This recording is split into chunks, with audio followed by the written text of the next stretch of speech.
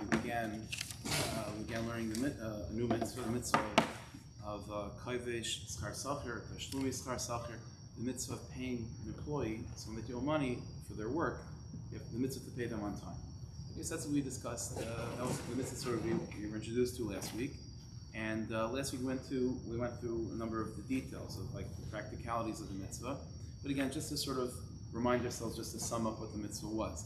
Obviously, when a person works for you, whatever the case may be, they work with their body, they labor for you, they work for you through their possessions. So, you use their objects, you rent their property, whatever the case may be. Any level of work that a person does for another person, they owe money, so obviously you have to pay. That's not a question. That's a right of an employee, is to receive wages, whatever the contract was, that's for sure. But what we saw last week was that there's a special mitzvah. Now, let me explain. Obviously, if a person, as an employer, does not pay his employee, right, then that's called stealing. So there's an issur gezel, that's called stealing. Gezel, sigzel, not to steal, doesn't only mean literally go to someone's property or whatever it is, literally take something. The person's owed wages and you don't pay. That's also called gezel.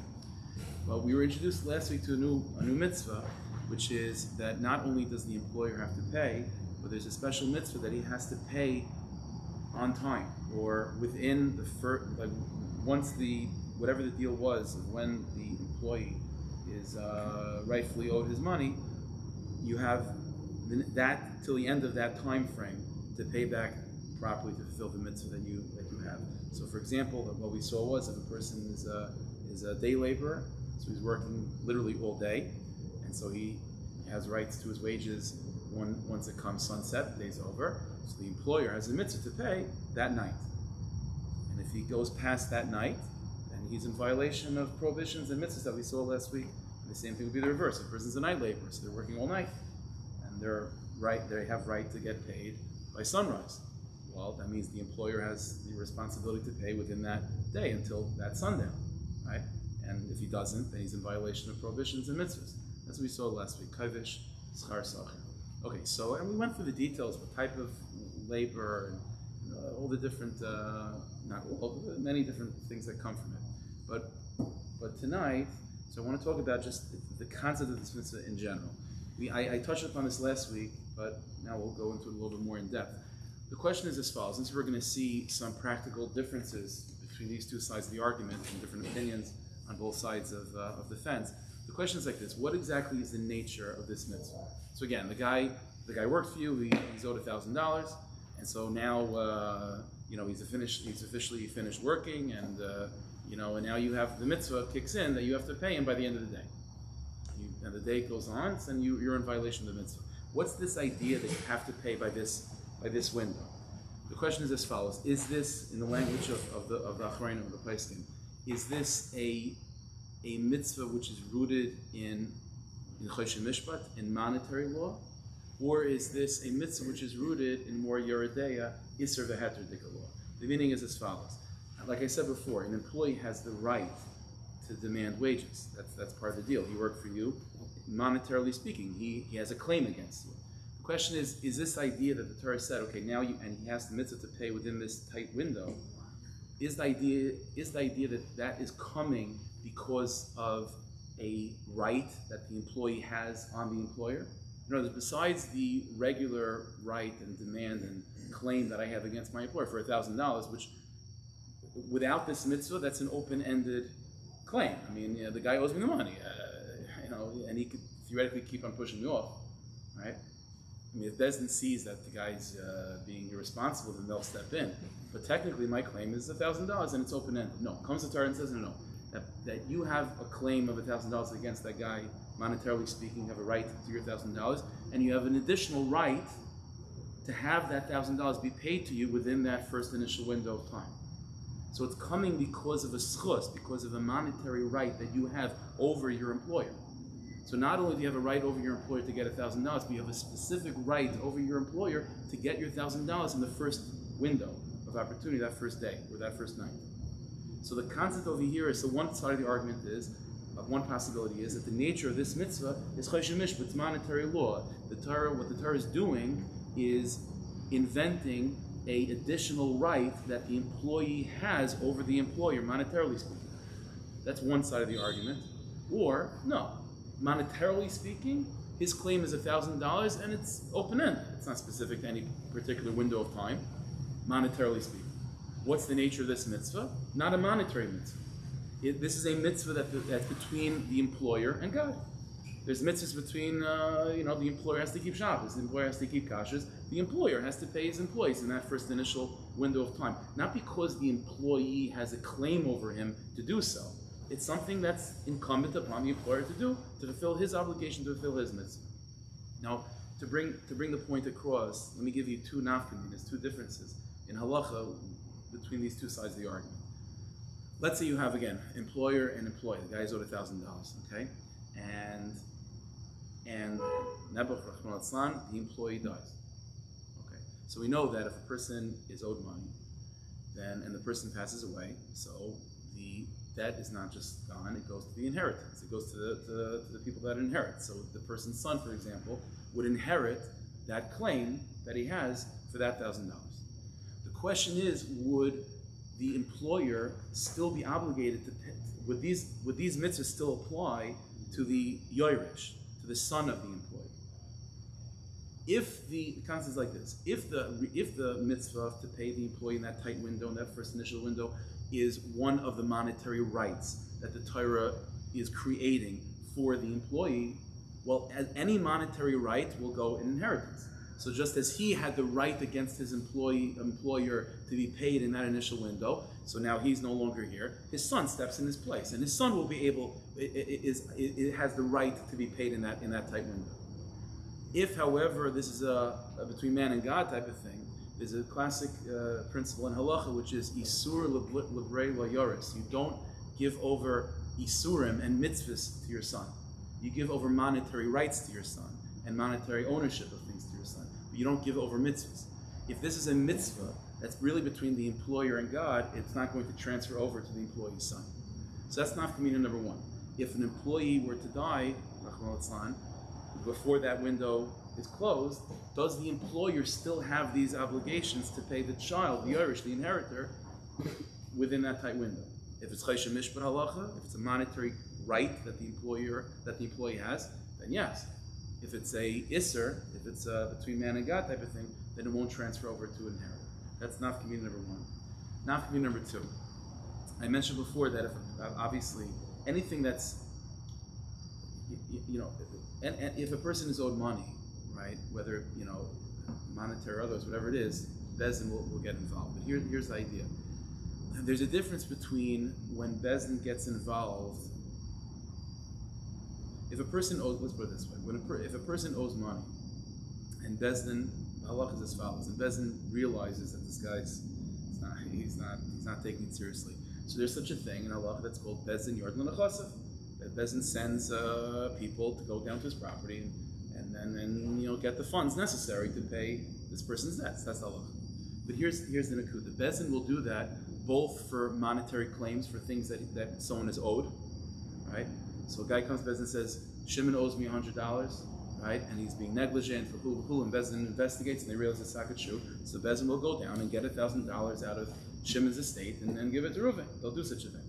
Not Bezdin will do that because someone is owed money. Bezdin will also go down to a person's property and force them to fulfill a mitzvah. So for example, if again, we don't have this nowadays so much, but theoretically, if a person was not giving tzedakah, he has the means and he's not giving tzedakah. So there is no particular poor person that can claim he owes me money. It's not like that. It's a mitzvah between him and God that the person that has the means should give tzedakah. But Bezdin not only will go down to collect, to pay off a person's, because someone is owed money, Bezdin will also go down to a person's property to compel them to fulfill mitzvahs.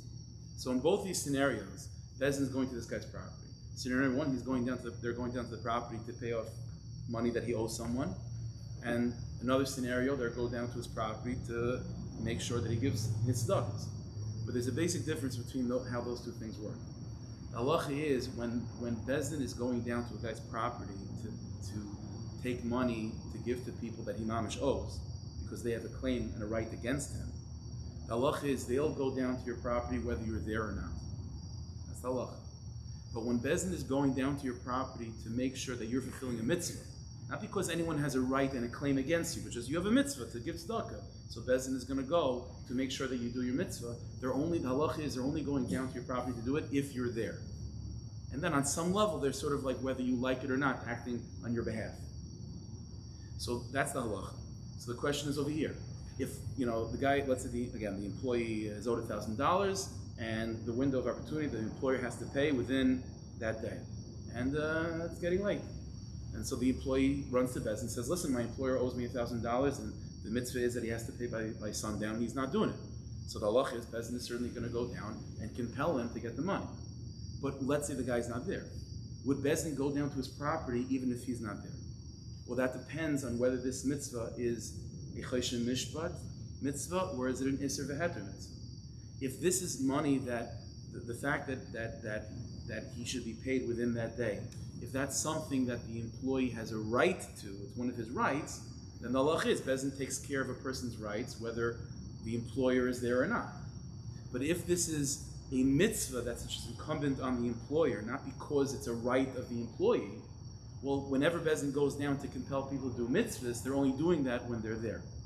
So that's going to be another nafkamina. If Bezdin were to go down to a person's property to force them to pay their wages within that tight window of time, would they do that even if the employer was not there? If it's choshen mishpat, if it's coming because of a right that the employee has, then they'll do it. If it's coming because of just a mitzvah on the employer, they're only going to do that if the employer is present. So these are the nafkaminas. Would these mitzvahs of paying on time and so on, would it apply to inherit to the employee's children? Number one, and number two, if Bezdin were to compel the person to fulfill this obligation, would they be willing to do it? Would they be able to do it even if the person's not there? The first nafkamina, how would that practically work out? The owner would have to, the employer would have to die that day before sunset. The employee would not, if you were to die that day before sunset, does that window of time, does that transfer over to the inheritance, to the Irish? Right? That would be the question. It's unlikely, whatever it is, but that would be the question. Okay, so that's the shiloh. Now let's see a little bit, in terms of the sources, the two sides of the argument.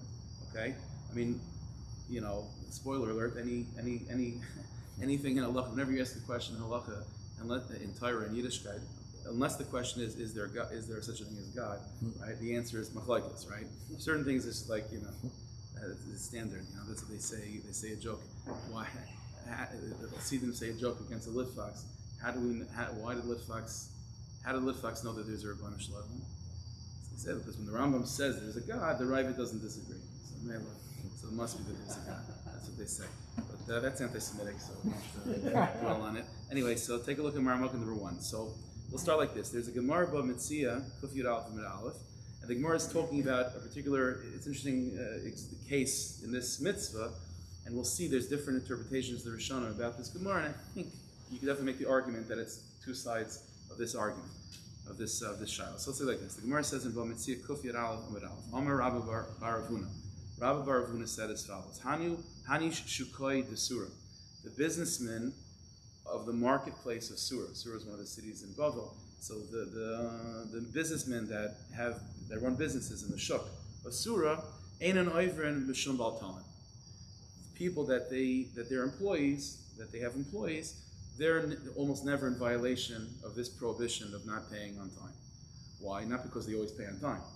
Made the Yadi Dayom Deshuka Samchi. Now this is the version of the Gemara that we have, and the words are, because the employees that they have know that when they get hired, they know that they're really relying on the day of the shuk, the day of the market. What does that mean? So the way Rashi interprets the Gemara, Mamrok number 2, Rashi explains like this. He says that people that the businessmen of the shuk of Sura, they didn't have cash always, and when it came the day of the shuk, the day of the market, that's when they would have the cash to pay. So therefore, says Rashi, when you became an employee of these people, when you started working for a businessman of Sura, you sort of knew going in that you're not getting paid until the market day. Like it's just even if your official wages, your official work is done, on Monday, whatever it is, if the market's not till Thursday, like you're not getting paid because the guy doesn't have cash. It's just a standard thing. And so when you go into the business deal, sort of that's kind of the agreement, and therefore there's no violation of this prohibition because that's understood between the employer and the employee that Lamaisa don't expect to get paid until the market day. Says Rashi, Hilka, afilu islay mois. Therefore, says Rashi, even if whatever reason it turns out that this businessman of Surah happens to have cash on Monday, but since as the employee you went in with the assumption that there's probably not going to be any cash available until the market day, so even if he does have the money, they're not in violation of the prohibition if they don't pay you until the market day. Because that was part of the deal. That was the assumption. That was the understanding when you go in that you're not getting paid until the market day. That's Rashi. Now let's analyze this for a second. We saw last week that in order to even have a discussion of being in violation of this prohibition, you need two things, right? We saw last week that there has to be money to pay. And number two, the employee has to ask, which means that the discussion we're talking about over here is the following case. A person becomes an employee, start working for this Surah businessman, right?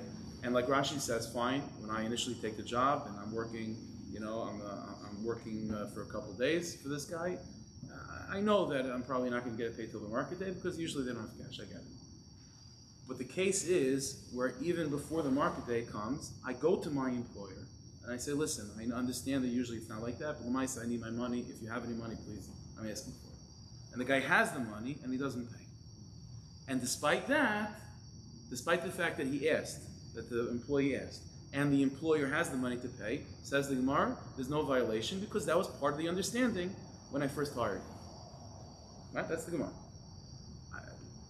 To me, this only makes sense if the concept of this mitzvah is a monetary idea. When you're dealing with monetary rights, so there's such a thing as mechila, that you could be moichel. So in other words, like if someone owes me money, then obviously, he doesn't have, if I say I'm moichel, if I forgive the loan, then the loan is forgiven. So in this case, what's going on over here? Despite the fact that all the boxes are checked in order to make this prohibition apply, right? The guy owes the money, right? The debt is not being forgiven. The guy owes the money, and the work is over today, which means the guy's owed the money today. And the person has the money available. And I asked him for my wages. So says the Gemara, according to Rashi, there is no prohibition over here. Why? Because when I initially took the job, it was with an agreement and an understanding that I'm not going to ask for the wages that initial window of time, and it's understood that you're not going to have to pay me during the window of time. That type of discussion, that type of deal that's being made, that's clearly indicative of a chesed mishpat, of a monetary discussion, where you owe me $1,000. Not only that, and I have a claim against you of $1,000, and on top of that, I have a claim against you to give me the $1,000 in this window of time. So then you can say, well, when I initially took the job, I was moichel, not the $1,000, I still want to get paid, but I was moichel what? That right that I could have had on you to get paid in that window. And therefore, once I was moichel, once I forgave that, I let go of that claim, then the claim is gone, right? If a person's owed money, right, and the person says, I'm moichel, and they shake hands, they write a piece like, I'm moichel, the guy can't just go back on his word, because it's mechila, finished. It's the same thing over here. I had a right to get paid within that window of opportunity, but when I initially took the job, it was sort of an understood agreement that I'm going to forgo that right. So I can't just bring it up later on. It doesn't work like that. Just like anything else that I moichel, that I forgive. That there's a claim that I could have, but I let go of it, then it doesn't just come back.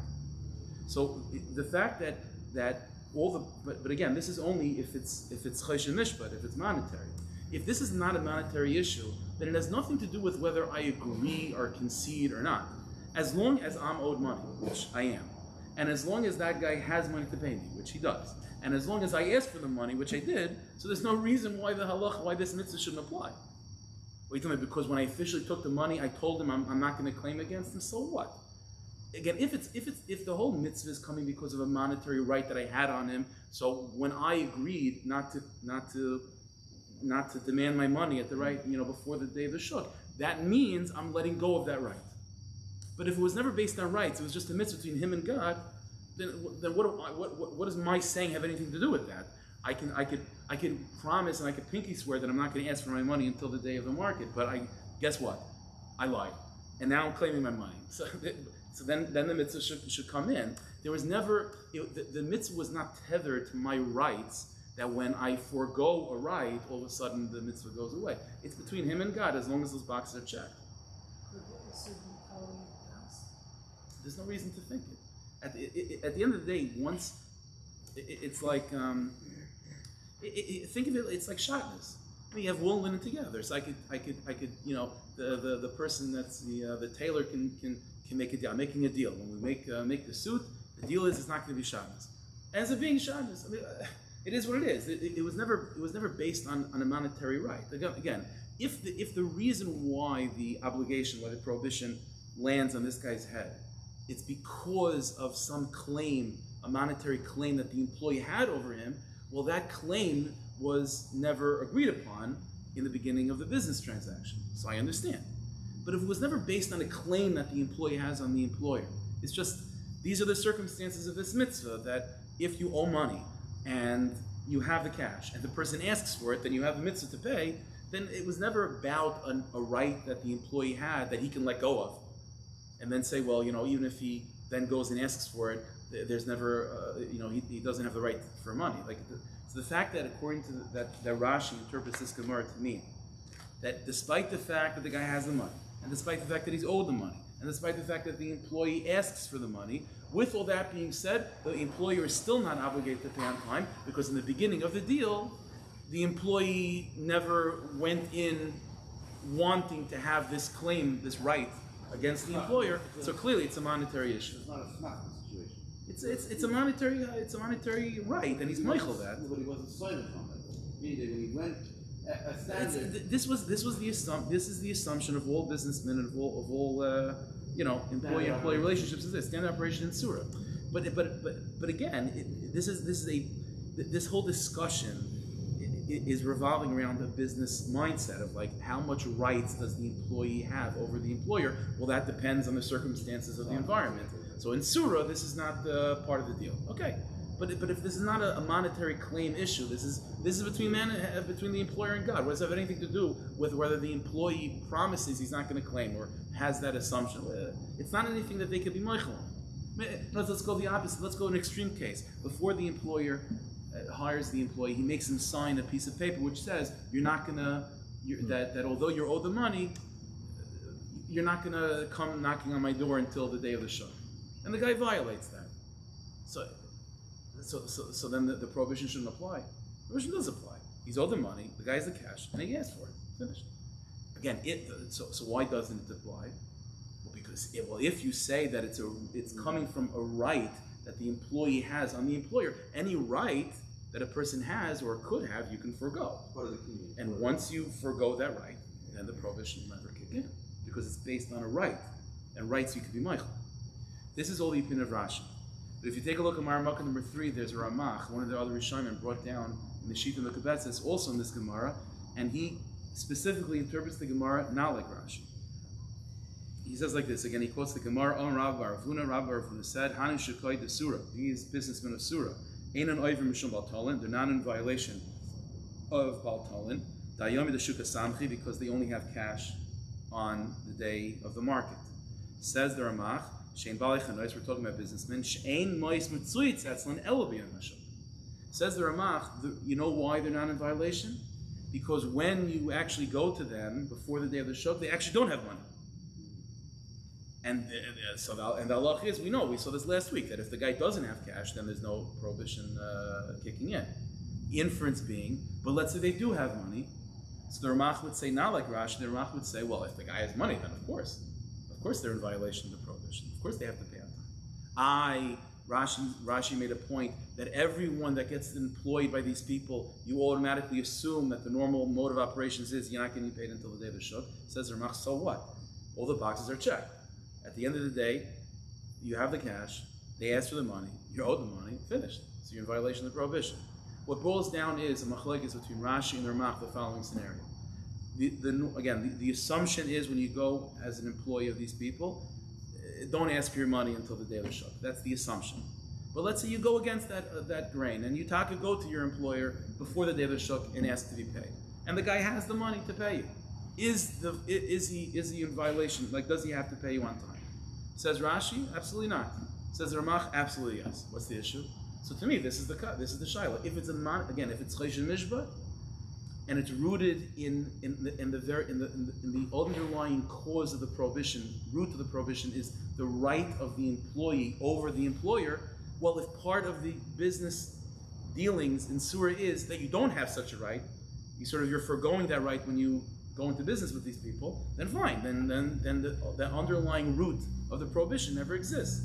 And so says Rashi, even if the guy has the money, you let go of that right when you first became his employee. On the other hand, if it's Isser V'Heter, it's between him and God, and it's not rooted in the rights of the employee that he then can let go of, or be Michael when he goes to become an employee, then who cares? Then it's a matter of just is it wool and linen together or not? So he has the cash, you owe the money, he asks for it, then you have to pay. Finish. There's no shayla. So it would seem to be a machlokes between Rashi and the Ramach. Now this is maybe it's a little bit stretched or it's complicated. There's a much more clear also machlokes Rishonim about this, as you'll see in a second. Okay, take a look at Maramuk number 4. Okay, just another Gemara where there's a machlokes Rishonim about this Gemara, and it seems to be these two sides of the argument. So again, the Gemara says in Bamitzvah Kuf Yud Aleph Amud Aleph. We saw a little bit of this last week, although not all the details. So the Gemara says like this: we in the classical case of this halacha, so there was like a day labor and a night labor. We mentioned last week, what if it's not a full day and a full night? What if it's a few hours during the day or a few hours during the night?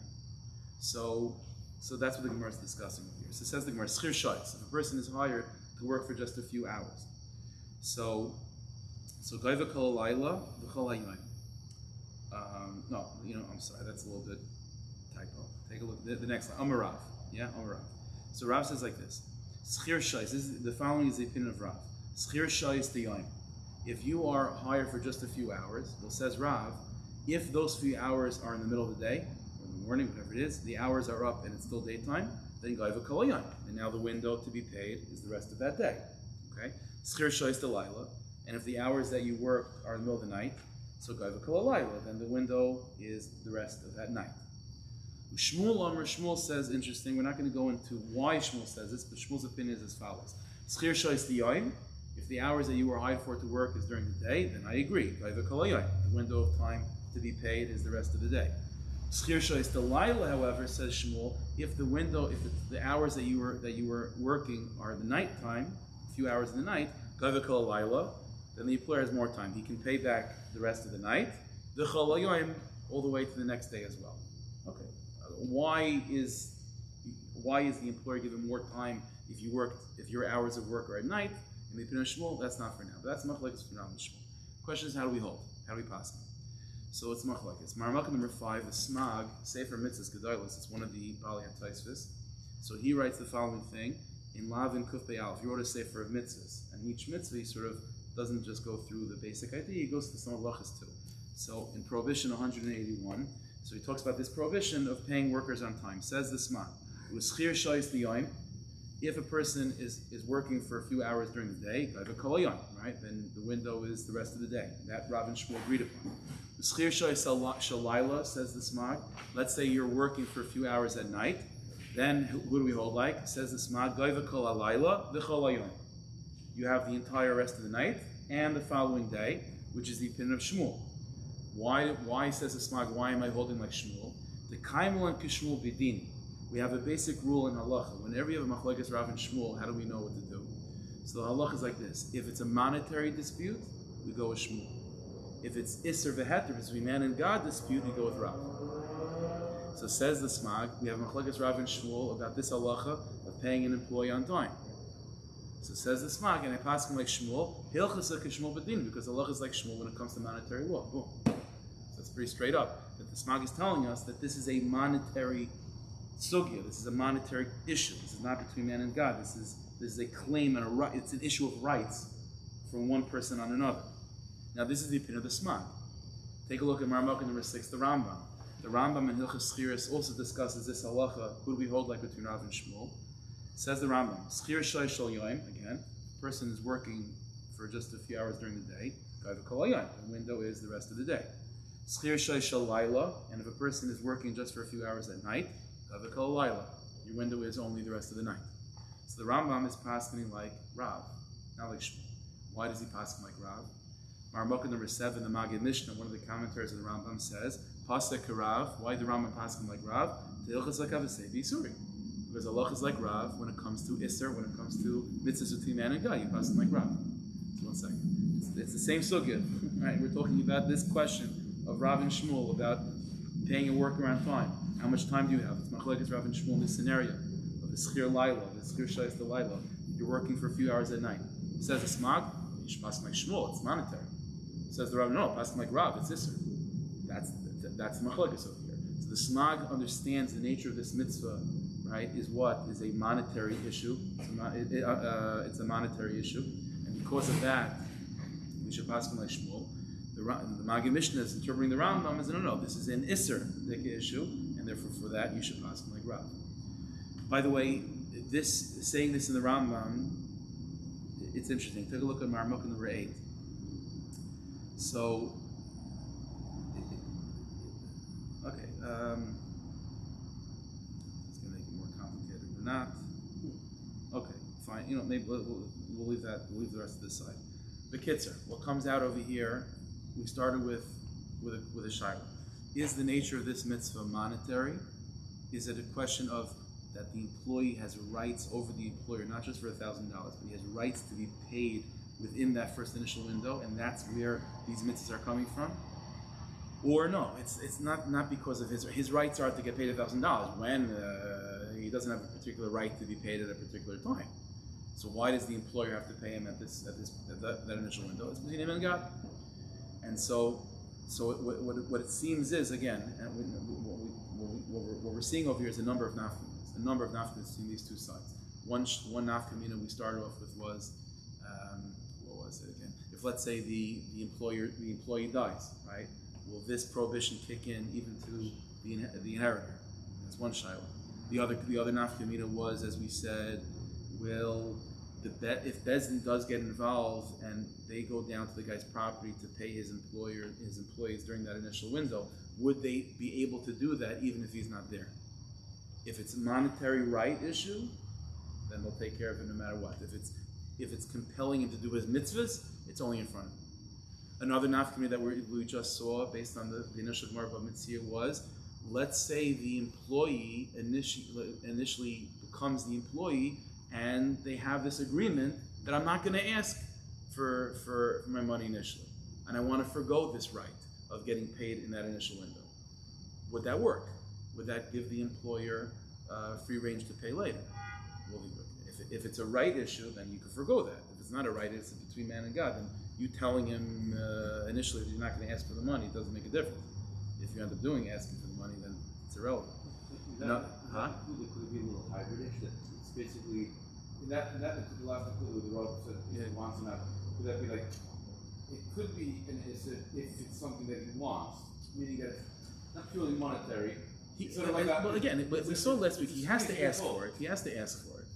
So, but once he asks for it, again, if it's not a right issue, then there's nothing to do with it. The mechila is not a discussion. He can say whatever he says when he first becomes an employee. It's irrelevant. Is the owner? So you were asking, is the owner on the right as a monetary transaction, or is it from the person who is employing the other? Right. That's the question. That's the question. And the final answer that we just saw was, would you pass in this case like Rav or Shmuel? If this machlekes Rav and Shmuel in terms of a schir shais, how much time a person working at night has, it's machlekes Rav and Shmuel. Rav is always the one you side with when it's an Isser question, and Shmuel is always the one that you side with when it comes to a moment's question. So that's going to be the shayla. Okay. Halach l'maisa. I don't know. The Chavetz Chaim, for example, I'll tell you, the Chavetz Chaim, for example, writes that that this is it, that this mitzvah is an isser. It's between man and God. That's what the Chavetz Chaim paskins. Reb Chaim Oizer in Shuvas Achiezer said not like that. That it's a monetary issue. So listen, it's levidik. It's a machlokes that ongoing. Point is, pay your workers on time. How does the accent? So with the Rambam, the Paskin like Rav. No, that seems like it's a Mishra. Which the Paskin like Rav. So there are other explanations in the Rambam why it Paskin like Rav. In the Sugya of the Gemara, Rav is connected with other Tanoim. So maybe it's for that reasons as well. But the Magen Mishnah says it's because those the Rav Yisurim. Okay, so just to end off for a few minutes and a little bit of Pnimius, again, like I mentioned all the time, Nigla is about making different camps. And Nister is about bringing the camps back together. But you can only do that once the camps have been clarified. So it's not just like, there are these two sides of the argument, whether the nature of this mitzvah is fundamentally something that is coming from the right of the employee over the employer, or this is just something that's coming from the employer's side. So we saw last week at the end, according to the Rizal, that the Pnimius, the soul of this mitzvah, the concept of this mitzvah is, it's related to Shabbos. Right? That's what we saw last week. Right? That you have to pay your worker on the day that he finishes work. As we saw that the Rizal said that we work and the Rebbeinu Shem has to pay us back, and the way the Rebbeinu Shem pays us back is with the Neshama Yisrael of Shabbos. So this is a Shabbos-like mitzvah. Now, when you think of Shabbos, these two, the fact that this mitzvah contains within it clearly two different sides, two different ways to be oriented towards this mitzvah. One way of thinking about this mitzvah, that it's something that is coming from below to above, something that's coming from the employee having a right over the employer, versus another way of viewing this mitzvah, which is, no, it's not coming from below to above, from the employee having a right over the employer. This is something that's above to below, so to speak. The employer just has this obligation to give, without it coming as a right and as a demand of the employee. These two sides are both true when it comes to Shabbos. They're both true when it comes to Shabbos. What do I mean? So it's interesting. The pasuk says, for example, we fulfill this Friday night. Zachar Siyam Shabbos L'Kadsha. Remember Shabbos to sanctify it. So on the one hand, that pasuk indicates that our relationship with Shabbos is something that we are making. We are sanctifying Shabbos. We're doing it. Without us, there is no Shabbos. We are the ones that are creating Shabbos. We are the ones that are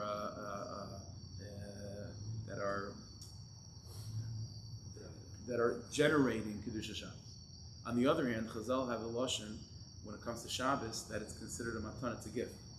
Like Hashem gave us a Torah, but there's one mitzvah in particular that Hashem calls a gift. Even within the gift of Torah, He calls this a gift.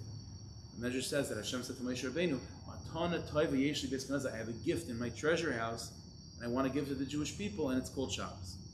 Hashem doesn't say that about Shadnez or about Kashrus. Shabbos is called a gift. A gift is indicative of what? Of something that's completely above to below. It's not because of anything we're creating or earning or generating. It's from above to below. So we have to figure this out. So what is Shabbos? But you do see these two sides of what Shabbos is. On the one hand, there is something about Shabbos that we are creating. On the other hand, Shabbos is called a gift from above. So we'll have to explain in a moment what that means, or how these two sides are true. But because of these two elements of Shabbos, that is reverberating in halach. And so these Rishonim and Chazal and so on, that are each shita is taking one side of the argument. Is this mitzvah a right? Is a mitzvah coming from the right of the employee over the employer, or is it coming from the employer just giving to the employee? So the reason why these two sides are, where there's truth to both of them, is because the root of where this entire mitzvah is coming from is the light of Shabbos. And the light of Shabbos has these two qualities to it. It's just by the time it gets out, the halacha in this mitzvah, so you have two camps. But it's coming from the same place. So what's the pshat taka? That Shabbos is both something that we're generating and something that's a gift from above. So I'll give you two ways how to think about how it could be both at the same time. Okay. One way would be more of the. I'll give you one way according to the Mukabala, more of a Sephardi Renel, so the Sephardi Renel, and more of a Sephardi Mukabal approach. So it's like this. One side of the argument, one way to think of it is as follows. Every day, whenever you wake up Wednesday morning, there's Hashem. So Wednesday is not just another day of the week. Wednesday is a whole universe. There's a universe of Wednesday, and there's a universe and the spiritual universe of Wednesday needs to be built. And so you have to go through Shachas Mechamayr, you have to give tzedakah, you have to learn, you have to do your mitzvahs, and all the mitzvahs that you do on Wednesday are not just chaotic, random moments. This is building an infrastructure, a dwelling place for God's presence that's called Wednesday. And then you move on to Thursday. And Thursday also needs to be built. And so every single day of the week has to be built, it has to sort of be built. There has to be spiritual infrastructure created and put together by you throughout every single day of the week. When every single day of the week is taken care of, then all of a sudden, I mentioned this in a shiur once, think about it like in construction. If you want to have a second floor, then you have to have, what do you have to have first? First floor. Right? That's the way it goes. You can't build a second floor without a first floor. That's the way it goes. Shabbos is called the second floor. Shabbos, every single day of the week, we're building a particular piece of the first floor. Shabbos, we're building the entire second floor. That's the way spiritually you have to think of Shabbos. Shabbos is not just one day of the week. Shabbos is, spiritually speaking, the universe of Shabbos is the entirety of that week, second floor. So, but here's the chiddush. That day of Shabbos, when you're building the second floor of the entire week on Shabbos, what about the first floor Saturday piece? In other words, right, so again, the first floor you're building in particular pieces. So Sunday is a piece of it, Monday is another piece, Tuesday v'chulu. And then also when it comes to Shabbos, you still need to fill in that last little slot to the first floor. But all of a sudden, no. Shabbos is different. You're no longer working on first floor stuff. Now you're building the entire second floor. What about that last seventh of the first floor? So according to the Kabbalah, that's a matana. That's a matana. What usually requires our work on any particular day of the week, that is automatically done for us by the Rabban Shalom on Shabbos. And now the first floor is complete in total without our involvement in that last seventh slot. And now we could get involved in our construction on the second floor throughout the day of Shabbos. And so according to Mukul, it's an amazing thing. And this affects, it's not so practical for people like us so much, or at least the way we interact, at least the way we think we interact with the world. But in Kavanis, this plays a major role, is that whatever you were doing and whatever you were hands-on doing on Sunday, Monday, Tuesday, Wednesday, Thursday, Friday is done for you on Shabbos. And then what you're doing on Shabbos is building the second floor over Sunday through Saturday. And so this is a way of thinking how Shabbos is both something that you are generating, that you are creating, you are active, because and at the same time it's also matan. How is it both? The answer is, in terms of building the second floor, which is the main avoid of Shabbos, certainly you're doing it. You're the construction guy, you're doing it. Just like you were building the first floor until Saturday. What's the matana aspect of Shabbos? The matana aspect of Shabbos is that instead of having to be preoccupied with the building of that last little bit of the first floor, that the Rebbeinu Shalom takes care of for you, and you could just get going on the top floor. That's in the Sephardish way by the Mukubal. Now, that's a little bit abstract, okay? So let me share with you another way of thinking of this idea of Shabbos being a matana, and also something that we earn at the same time in the way of Chassidus. So take a look at Marmuk number 11. So this is a piece from Rav Tzadok HaKohen. Just very quickly, Rav Tzadok says like this. We'll go through it quickly. Kedusha Shabbos k'vi v'kayim mitzad Hashem Yisbarach. Shekitcha v'mei b'reisha. Says Rav Tzadok, on the one hand, we know Shabbos is a gift. Shabbos has something coming from the Rabban Shalom. He gives us Shabbos. It's set in stone. It's not necessary. It doesn't depend on us. It's a gift from above. Shor miyad miyad b'reishis, because immediately by creation, without there being a human being to earn it and so on, it says Hashem sanctified Shabbos, so it's coming from Him. Hashem did it himself. Nevertheless, he's raising our issue. But when the Torah was given, we were then commanded, we have to sanctify Shabbos. Meaning, that we have to sanctify Shabbos when Shabbos comes in. So the question is, which one is it? Is it a gift, or is it something that we're doing? Even though it seems that Shabbos is holy by itself. We still have to sanctify it. So how do we do both? What's the same? It says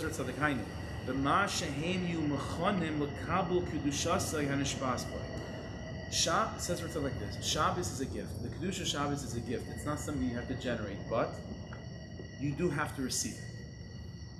And if you don't receive it, then for all practical purposes it doesn't exist. So it's like if you have a teacher and student. The teacher is not going to teach unless there's a student. So on the one hand, who's the giver and who's the receiver? Who's the one that's creating? The teacher is creating the idea and the student is receiving it. But if it wasn't for the student sitting there and receiving, then the teacher would not, then the concept that the teacher has would never come into reality, so to speak, and it will be as if it never existed. So in a certain sense, it's the student, by receiving from the teacher, that's creating the lecture, in a certain sense. Because without him receiving the lecture would never be. It would be a concept, it would be an idea, but it would never be brought out.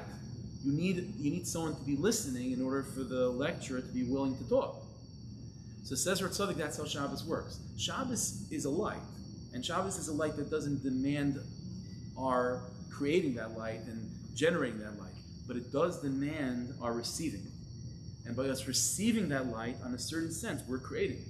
Because if it wasn't for us receiving it, that light would remain sort of hidden and just a theory, and it wouldn't be actually brought out in reality. So Shabbos is therefore both a gift, but it's also something that you were generating and were creating.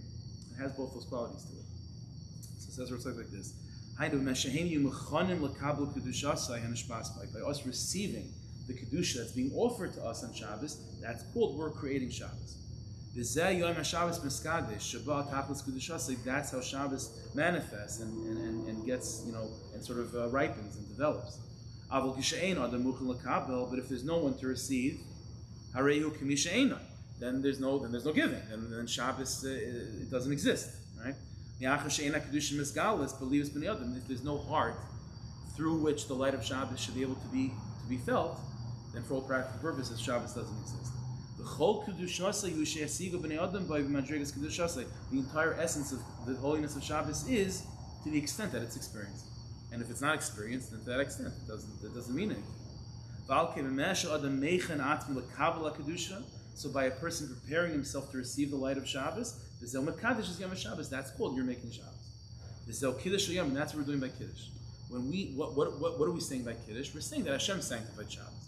And that's how we sanctify Shabbos. So we sanctify Shabbos by saying that Hashem sanctified, by acknowledging and by receiving, by being a receptacle, by being a vehicle to allow the light of Shabbos through us and to be experienced through us. That itself is our contribution to Shabbos. The Kiddush is a Shabbos, and that's how we sanctify Shabbos. I'll just end with this very, very quickly. In a certain sense, the Sephardi Kabbalistic approach that I mentioned before, it's kind of synonymous to this, because from the perspective of the second floor, the first floor is just receiving. Like, you know what I mean? If you think about it, if the main objective is the second floor, then the entire purpose of the first floor is just to be there to receive, to allow there to be a second floor. Without a first floor, the second floor is just an idea. It's only real when you have a first floor. And so the fact that the gift of Shabbos means that the second floor is there only because the Rebbeinu Shalom finished that last little bit of the first floor. It means this whole thing means your entire contribution, what you've been doing the whole week, is really just prepare yourself to receive Shabbos. And by receiving Shabbos, that's called making Shabbos too. It's the same, it's coming from the same place. It's a gift, right? Because Your ability to receive Shabbos is a gift itself. Your ability to receive Shabbos is itself a gift. Like that's the next level. That's what the Sephardi, Mekubalim would expand this to. It's like even your ability to receive Shabbos is itself a gift of Shabbos. So a sensitive heart that a Jew has to feel the light of Shabbos is itself that's also Shabbos. That itself is Shabbos. Okay. Anyway, we'll stop with this as a Shem. But okay, we should be zeicha to taste Shabbos, to have a Jewish heart to receive the light of Shabbos.